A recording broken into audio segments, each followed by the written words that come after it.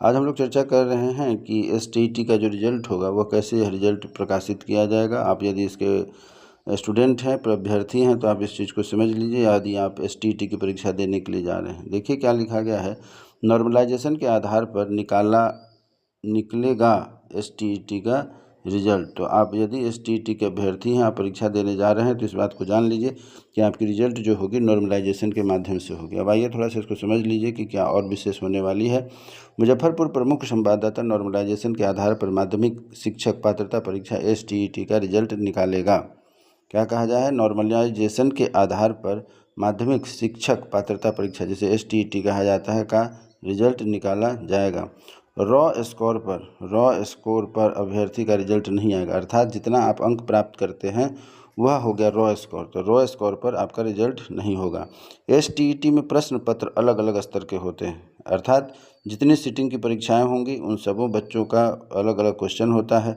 तो अलग अलग होने के कारण क्या होगा कि अलग अलग पालियों में एक ही विषय के परीक्षा के कारण यह निर्णय लिया गया है, क्योंकि अलग अलग सीटिंग में अलग अलग तरह के क्वेश्चन होंगे, इसीलिए आपका रिजल्ट जो होगा नॉर्मलाइजेशन के माध्यम से। बोर्ड ने इससे लेकर निर्देश दिया है कि एसटीईटी कंप्यूटर बेस्ड परीक्षा होगी, यानी कि सीबीटी पैटर्न पर आयोजित होगी। प्रतियोगिता परीक्षाएं जिनमें कि अभ्यर्थियों की संख्या अधिक होती है, इसका आयोजन एक से अधिक पाली और तिथि में होता है। ऐसी परीक्षा में सामान्यतः अलग अलग पालियों में प्रश्न पत्र अलग अलग कठिनाई स्तर के होते हैं। ऐसे में इनका रिजल्ट तैयार करने में नॉर्मलाइजेशन विधि अपनाई जाती है, ताकि किसी विशेष पाली के अभ्यर्थियों को इसका लाभ या हानि न हो।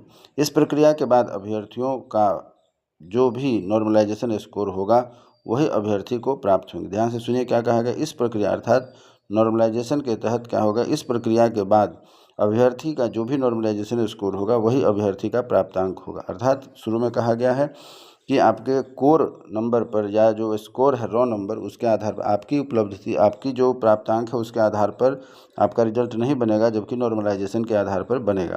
तो अभ्यर्थियों को की उत्तीर्णता एवं अनुत्तीर्णता का निर्धारण इसी से होगा। ऐसे में अगर किसी अभ्यर्थी को 150 में 76 अंक प्राप्त होते हैं और नॉर्मलाइजेशन की प्रक्रिया के बाद उनका स्कोर 74.90 आता है, तो निर्धारित उत्तीर्णांक का अंक 75 अंक प्राप्त नहीं होने के कारण अभ्यर्थी का रिजल्ट अनुत्तीर्ण हो जाएगा। उम्मीद करता हूं कि आप नॉर्मलाइजेशन समझ रहे होंगे। नहीं समझ रहे हैं तो अगले वीडियो में हम आपको बताएंगे कि नॉर्मलाइजेशन क्या होता है, इसलिए हमारे चैनल को सब्सक्राइब करें तथा आगे नॉर्मलाइजेशन संबंधित विस्तृत जानकारी के लिए आपको मैं अगले वीडियो में इसकी जानकारी दूंगा, जिससे कि आपको इसकी जानकारी मिल सके। चलिए आगे क्या कहा गया है। यही नहीं, विभाग ने निर्देश दिया है कि एसटीईटी 23 और 24 में लगातार हुई है।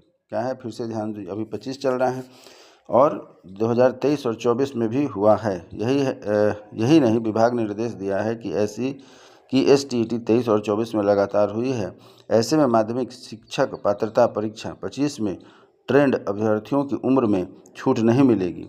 यह छूट किसी भी कोटि के ट्रेंड अभ्यर्थियों को नहीं मिलेगी, अर्थात एज संबंधित कोई भी आपको रिलैक्सेशन किसी भी कैटेगरी का हो उनको नहीं दिया जाएगा। अर्थात जो पहले से चला आ रहा है वही रहेगा, नया कोई भी आपको छूट नहीं दी जाएगी। जैसे पहले होता था कि 10 वर्षों के बाद 5 वर्षों के बाद यदि परीक्षा होती थी एसटीईटी की, तो उसमें 5 वर्षों का 10 वर्षों का एज रिलैक्सेशन दिया जाता था।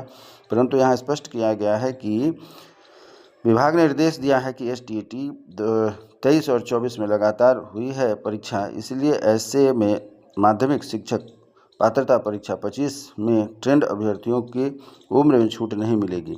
यह छूट किसी भी कोटि के ट्रेंड अभ्यर्थी को नहीं मिलेगी। दिव्यांग और सैनिक अभ्यर्थियों को पहले की तरह ही छूट की जो व्यवस्था है वह दी जाएगी। जैसा कि आपने समझ लिया। आगे कुछ और चीज़ देख लिया। रॉ स्कोर पर नहीं बनेगा रिजल्ट, अर्थात आपकी जो पक्की रिजल्ट होगी, आप जितना प्राप्तांक करेंगे, अभी नीचे मैंने बताया भी है, उसके आधार पर आपका रिजल्ट नहीं बनेगा। अलग अलग पालियों में एक ही विषय की परीक्षा के कारण ऐसा निर्णय लिया गया है। अर्थात हर सिटिंग में एक विषय की जो परीक्षा होती है, हर सिटिंग में अलग अलग क्वेश्चन पेपर होंगे, विद्यार्थियों का मानसिक स्तर अलग होता है, इसीलिए नॉर्मलाइजेशन के माध्यम से आपका रिजल्ट बनेगा। यहाँ एक एग्जाम्पल के माध्यम से भी समझाया जा रहा है।